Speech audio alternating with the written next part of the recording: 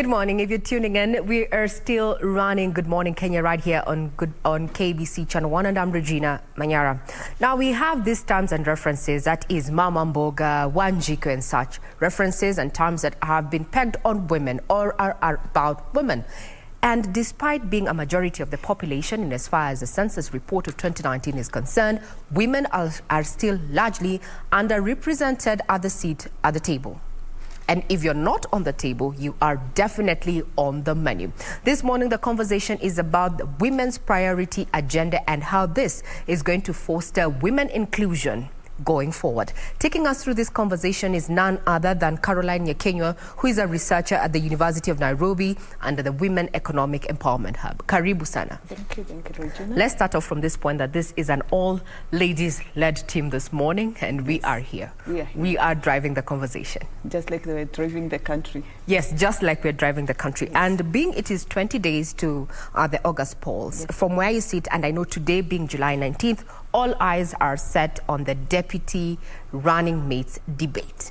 Yes. From a woman's perspective, you know, being and interacting with this data and the current affairs, are the times changing when it comes to leadership and governance, and are we likely to see more women taking up leadership roles? I think we are I believe we've seen women, we are seeing women, and we've seen women for quite some time. It has been a patriarchal society that is, everyone knows, it's not been an easy journey for women in Kenya, but women are gradually taking up their space. And as you said, every eye is on TV today, is on radio today, everyone is watching what's this woman offering, what are the women offering, what is the woman on Roots Party offering, what's the woman on the Manyara Party offering, what is Mother offering at the end of the day. So it's an interesting time in the country. It's a game changer. It's a time, it's a history, it's a historical moment, because you can see the way tables have turned. We are no longer looking at the tribal factor. We are no longer looking at, the constitutional change. We don't want dictatorship. We don't want this. No, it's about something called gender. There's a woman. The talk is woman, woman, woman. And I do not believe it's something that has just sprouted from nowhere, that now we're going to look at the women in their kitenges and we're looking at mother in her long kitenges, or look at the other woman in whatever she's wearing. It's about what are these women carrying for the woman of Kenya. And when you carry it for the woman of Kenya, you are carrying it for every Kenyan. Remember, our mother is a second God. So as they always tell us, when a woman thinks about herself, as she's crossing the road, she's not crossing the road as herself. She's crossing the road as her husband, as her children, as the society. So you can imagine it's a no inclusive conversation. They are not there just to represent their interests. They are our mothers. So let's wait and see this journey that started many years ago from the many women that you've read in history that you cannot mention today. We've seen them. You've seen even the late Wangari Maathai. If we can even come back very few days forward, we then even going back to the days of Mekatri Monza and all that. We don't have even to go back that to history in the interest of time. But we know the woman journey has not been easy. It hasn't been easy. It's not. But now the tides, it's changing. The time is now. We're seeing women out here. But now let's take a back step from where you are and having interacted with this data and research. What would you prioritize in as far as, the hurdles that have perennially held back a woman from participating actively, especially in the matters of economics? Okay, from where I sit where I sit as a representative of women, I would call myself a representative of women, because today I'm here in a capacity of the Women Economic Empowerment Hub. This is a hub that is actually based at the University of Nairobi, Department of Sociology. It was initiated by originally it was African Women's Studies Center, which is still there. It's a brainchild of the likes of Professor Wanjiku Kabira and other many scholars and other researchers, women with interest in women empowerment. And this brainchild has grown and it has encompassed all the women in Kenya.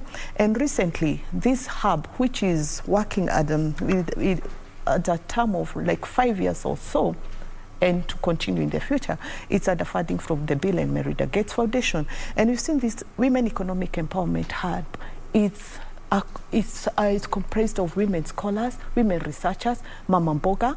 It is not just everybody, you've called them Mama Boga or whatever, everybody knows there's a woman there at the grassroots. So, and recently we had a launch which was presided by Honorable Desai at the PS Ministry of ESA, which was one of the partners of Women Economic Empowerment Hub. And this launch was done recently on 4th and 5th of this month, July. And prior to that, there was another meeting where there was the first thinking of the women to come up with a priority agenda. And at this point, the agenda was adopted on 4th and 5th of this month. And what did the women come up with?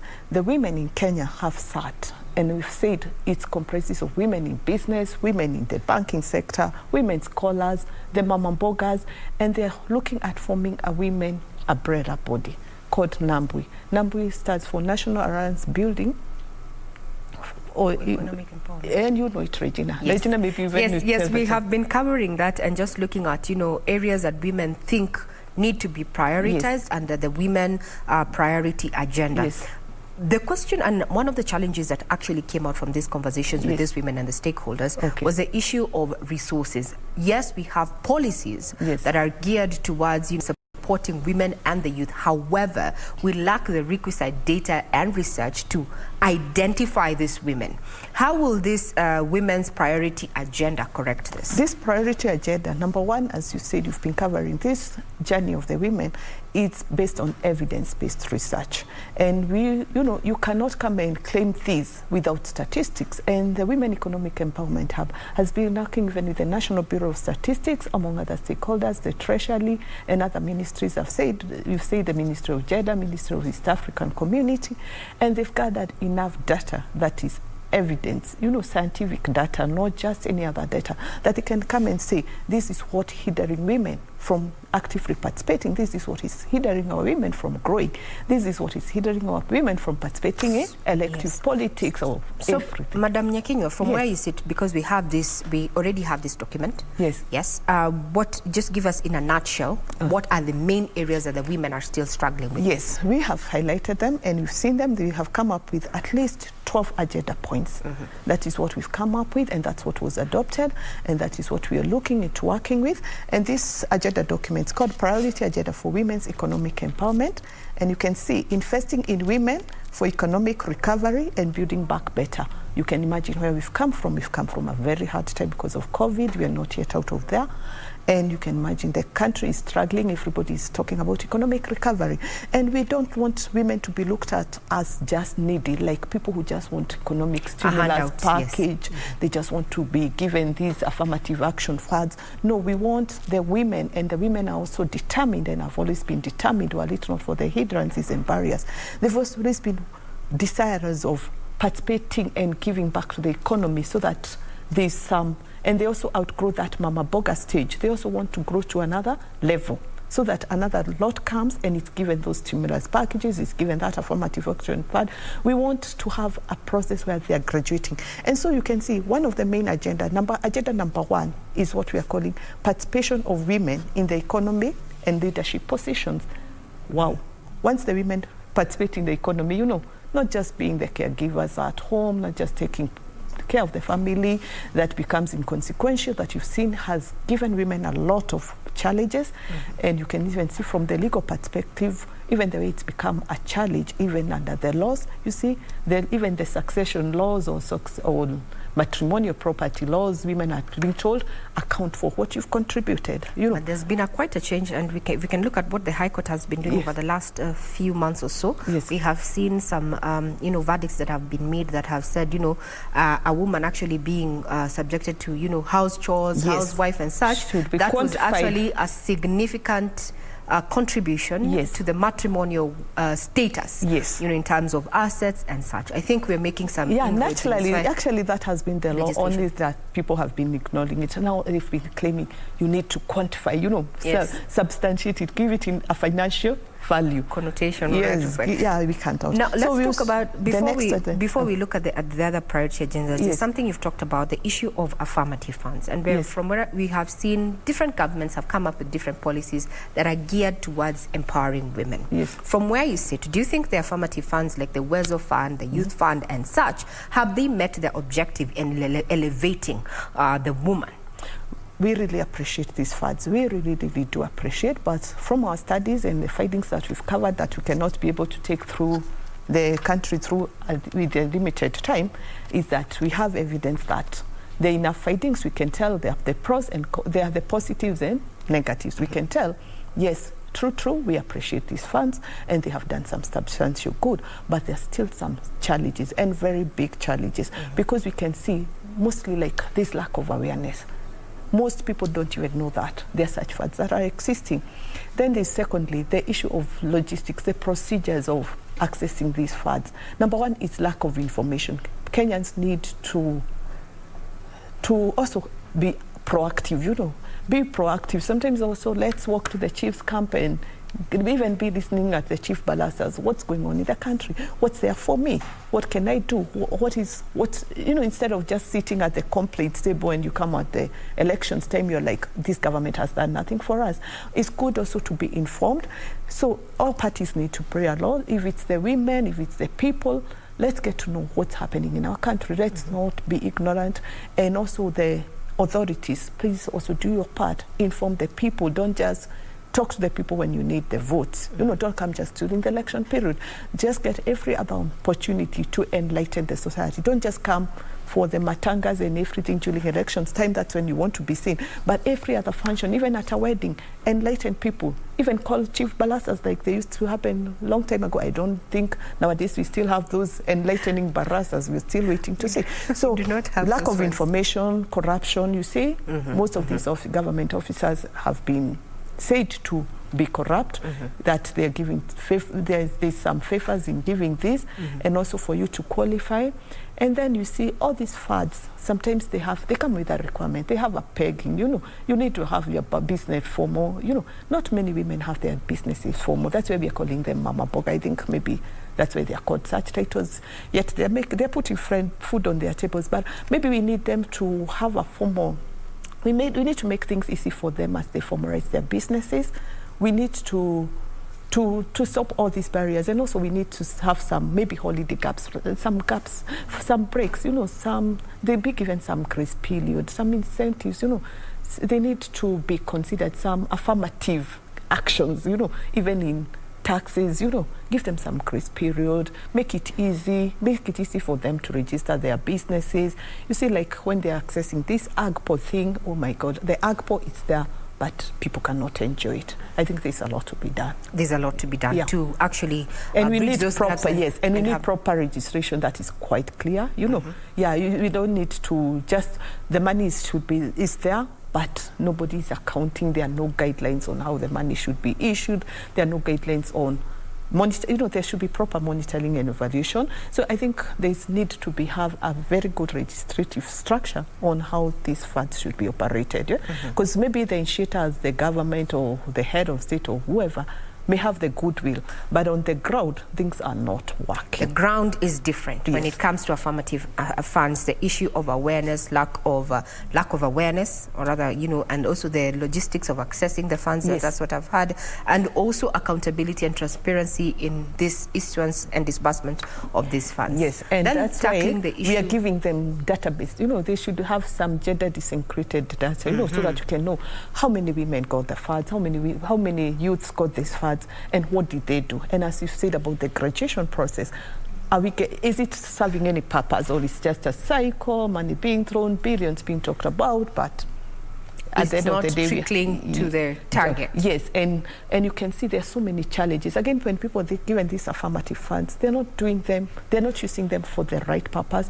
because the people are still needy. You see, instead of paying the loans that you've taken from somewhere, you again taking this food to pay food. The cycle continues. It becomes like a cycle of poverty. So I think we need a more structured way of doing things. Yes, more structured way of doing affirmative loans. From also your data, I would want to know, right now we have been talking about recovery from post-COVID, actually building back better. Yes, that is what we have adopted, and I see it has also been adopted in the women's priority agenda. Where have women invested in the last 2-3 years? Talking about 2019, 2020, 2021. Yeah, there's quite some study done even by the UN Women, especially on how the stimulus package is working, but we find that due to these limiting factors, they still have to be the caregivers at home. We see that women are still limited and they're still getting the low grass cutting opportunities. So we can see that women have not invested so much because of the many needs. You understand? And then, as you said, they're not able, even if it's something like it's on loan, not a grant, women are not able to access big loans, you see, because they do not have the right security, the right collateral, you see. So they just get minimal money as a group. You see, maybe they're given an 100K as a group. This 100,000 has to be divided among the women, and at the end of the day, they can't invest much. That's why they're sorry to say they're still remaining mama mboga, because it's that cycle, clothes business, mitumba business, all that. But women are trying. Women are really trying. They're growing their small businesses from kiosks to everything. But we need to see women being utilized at a larger scale. And how do we get that? And how will this women's priority agenda actually help in achieving this? Yeah, this women priority agenda also has its strategies. The women also came up with strategies. How do we achieve what we've dreamt of? You know, we've talked about access to action funds, access to financing, formalization of women businesses, access to childcare and women's work economy, and women and employment, women and labor laws. We have seen how we intend to work with is by working with the different stakeholders. You see, these women, as NAMBWI all, as women in economic empowerment, you see, we've said it's a combination of women from all over Kenya, and we want even to touch it at an African, at a continental level, even beyond. How do we want to achieve this? We shall work with stakeholders. We shall ensure that we push for policies. We push for accountability, and we shall also talk more, try to liaise more with, if it's banks, these banks that are working with the CGS, the credit guarantee schemes, or the WESO funds.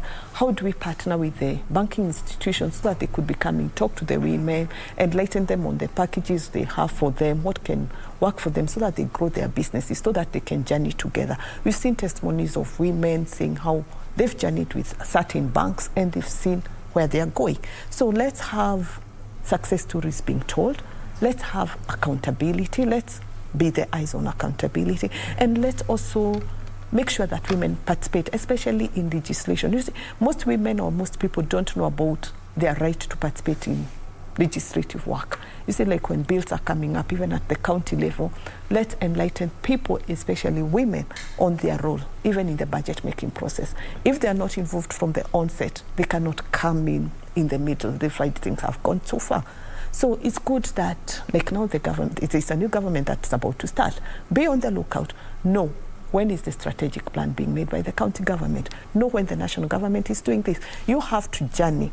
You as the women leaders, you as the leaders, even at county level, whether you are men or women, please hold the women's hand, hold the other people's hands.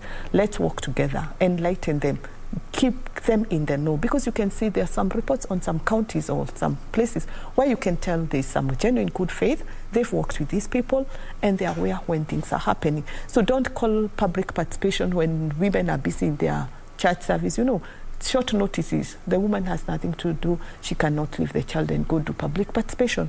Let's be fair, let's be, as we've said, there should be political goodwill from everybody, so that this journey, we have to walk it together. Yes, because even if women are not involved in gender budgeting, these budgets, in budgeting, the budgets will not be gender sensitive, they will not be gender inclusive. You know, the women, things that concern women like agriculture, health. We've seen this NHIF. How many women do know about the special contributions? How many people know about the indigent category that has come up in the new regulations? Let people know what is changing in the law. That's your role as the leader. You know, and we can say that's why women scholars, women leaders are trying to do their part. So let the political class also work hand in hand with the rest. Let also private organizations, there are some which are actively working with with everyone else. Let us stakeholders be involved. I think that it has to be a journey of working with other people. Networking and consolidation of not only funds but also ideas. Yes, yes. From national government all the way to the county government. True. And also inclusion of the private sector. Very true. Now let's look at, since this is an outfit, NABWI aims at not just looking at Kenya, and it's also looking at expanding to the region, across the region. Yes. So where do the opportunities lie, especially now with the entry of DRC Congo, bringing around 90 mil people in as far as the market is concerned? Yes. How can NABWI, this umbrella body that is on under the women's priority agenda, yes, be able to tap into that market? Yes, how it will be able to tap into the market is the way you've seen they're working with different ministries so that they're in the know. When they work with the EAC, like you've seen, we've said this thing was launched by the EAC, that's Honorable Desai. How the NABWI will work is that they'll know what are the interest areas of the women, because they're creating space. There'll be conversations happening every other time. It was not a one-off game. We shall be having meetings and meetings, communications trickling down. You know, we have the women leadership at different grassroots levels, working with our partner organizations like Crown Trust, CCGD, all groups, all the women, all the civil society, and all the social networking that we need. What we need to do is to create space, create enlightenment. You've seen there are women in mining, even women in some, they're serious, there are women in mining, but they don't know how to access. You've talked about women in cross-border trade. Before then, they've been complaining they've been looked at as smugglers because they're just walking across the border.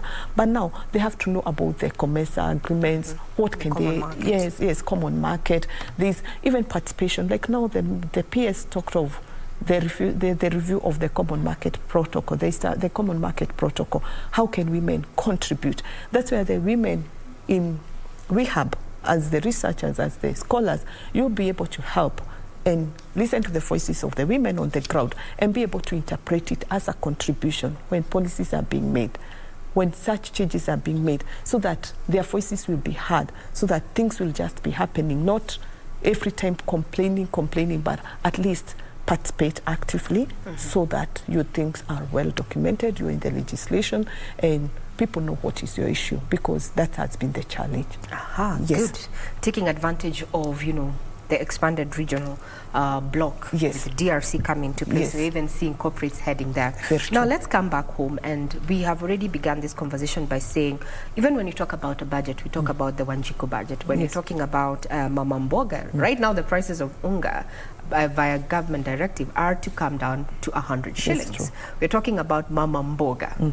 How then does research and data push women who are already in these small businesses to formalize their businesses so that they can access at least these affirmative funds? Research and data helps to know why women are not enjoying it. You see, the research and data is not just for records. It's helping to know what are the challenges. You see, these findings will be able to make the policy implications. We realize, okay, this is the challenge. Then this is the policy implication. This is where we need to come in, and then we make a policy recommendation, and then there's be a strategy. Now, in the findings, because we have had even National Treasury come out and say that we need to expand the tax base so that we can have more taxpayers, chipping in. Yes.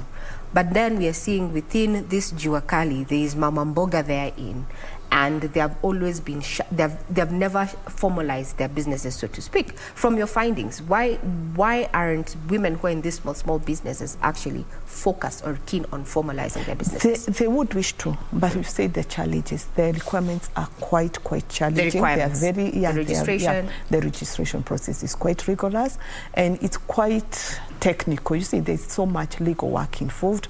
They do not know where to start. They do not have the resources. So they shy away from formalizing it because the requirements are just too much. So I think that's why we're saying they need to be a bit of the government. There's need for them to formalize, because that's the only way they can enjoy the benefits, because also there's need for monitoring and evaluation. Again, the government will not give funds to people they do not know, who are not in a documented way, at least something tangible. You need to have a formal business for it to be.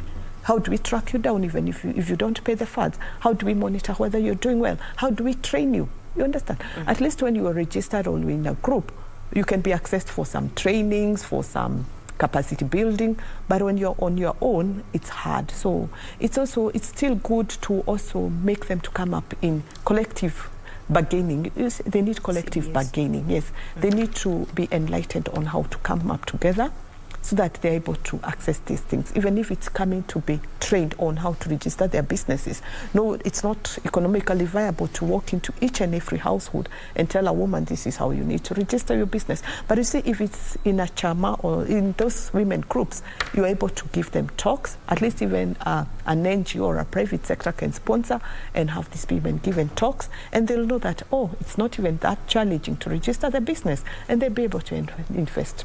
Yeah. Now, Madam Nyakinyua, you've said that this is an umbrella body, that is NABWI, that is working on having women inclusion, women seated at the policy-making table to influence policies that are targeted at women. Is it open for each? Can I be a member? Is it open for everybody? Yes. Or what are the requirements to actually be a member of NABWI? Actually, there's no requirement for membership of NABWI.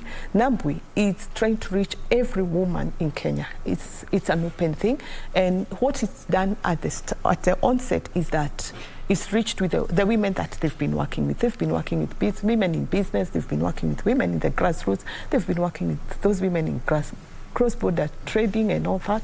They've reached, like now when we had this meeting, I believe they were there. You saw there was some women who came all the way from Turkana. They have traveled for hours to come for the NABWI meeting. So you can tell how inclusive it is. It's any woman. You'll come and walk in and tell us, I'm in business, I need to come for your meetings. You say, okay, maybe sometimes even the holding crowds may not be enough for the meetings, but at least you can be on the mailing list, you can be on the records, you can know what is happening. Yes, there's no limitation. So this is an umbrella body that aims at, reaching the woman of Kenya. Yes, reaching the woman of Kenya. And holistically bringing them to be able to bargain, not just come up with talks, bring it up so that these policies, we've even even initially before NABWI came in place, the African Women's Studies has been working. They've come up with bills, like the Food Security Bill was a brainchild of the African Women's Studies Center. It's something we are still we have been pushing for it from 2014. We're still fighting, and we still hope that the Food Security Bill is going to be passed, because once the Food Security Bill is passed, it has a lot to do with a woman. You see, when there's food on the table, the woman can be able to be more active and participate. Yes, because we are expected to be women are considered nurturers, caregivers, everything. Caregivers, yes. But not everything. We are waiting to see this time whether we are going to be everything. Indeed. As we said, we are going to be on the table, so that not on the menu. Not on the menu. No more. Indeed. Now, we are in the political season, and I'd want to hear from you. Yes. What are your expectations ahead of the August 9th polls in regard to women and their participation in matters of leadership and governance? My expectation is that it's been an interesting time. It's been a women factor, and it quite really escalated after the nomination of the Deputy President Mother. Once Mother Karua came on board, the conversation just changed, because it was a woman who is not politically, it was not just a running mate to be seen that, okay, we have a gender-sensitive team. But no, there was Mother, and she's known in the whole country. So the conversation changed, and people are like, oh, it won't make an impact. There's that division. Will it make an impact? Will it not? Women are their own enemies. Those stereotypes, they won't even vote. Nothing much, Women have never voted for a fellow woman. Yes. There was those stereotypes. Yet they are forgetting that women, even to go and participate as political candidates, it's a challenge, because they have those barriers. They don't have the resources. Election period is so competitive. The campaigns need a lot of money. Do women have this money? No. Women need permission from their spouses, from their families, from the community. You look so aggressive. You look that Iron Lady they are calling people. That title they are branding people, because a woman's place is not that, according to the society. It is not defined. Yes, it's not that. Yeah, it should not be that. You should not be there. You should not be telling us what to do. You should not be giving us policy. But it's not in an aggressive way. It's just because they're there. They also have a voice. They're not fighting. They're not demeaning the men. They're just being. Now, talking about the men, there's someone who's questioned about the issue now that so much has been said when it comes to affirmative action has favored women over time, and that is a high time that the boy child was included. Actually, from this particular comment is that they're feeling that now the boy child has been somewhat forgotten. Yes. What does data have to say about that? I've had that even in my own home village. Recently, I was asked, you're a gender advocacy consultant, please remember the boy child in your village. And people say the boy child has been forgotten. Has the boy child been forgotten? I think that question should be answered by the men folk. Good question. Please say it again. I think because it is the men to actually answer if the boy child has been forgotten. Yes, they should be telling us why the boy child seems to have been forgotten. Because we are talking as women. We don't want to leave out the boys. We don't want to leave us the girls. But we found ourselves women, so that's why we are calling it Women Economic Empowerment Hub. We're looking at the girl child. We're looking at violence against women. We're looking at early marriages. We're looking at all those girls dropouts, early pregnancies. How do we handle teenage girls? How do we make them still participate in this? How do we make them go back to school? So the boy child, we love them, and they're in the youth fund, and we try to incorporate them where we can. But I think the boy child, the leaving out of the boy child, that question next time will be answered by the male folk. Awesome. And we're going to bring this conversation to a close at this point. My guest has been none other than Caroline Nyakinyua, who's a researcher at the University of Nairobi under the Women Economic Empowerment Hub, that is WEHUB. Yes. And the challenge to you and I, if you're watching and you're a woman, is that you do not need anything to actually be part of this conversation. That is a women priority agenda under the umbrella body NABWI. You can get further details on our website, that is www.kbc.co.ke.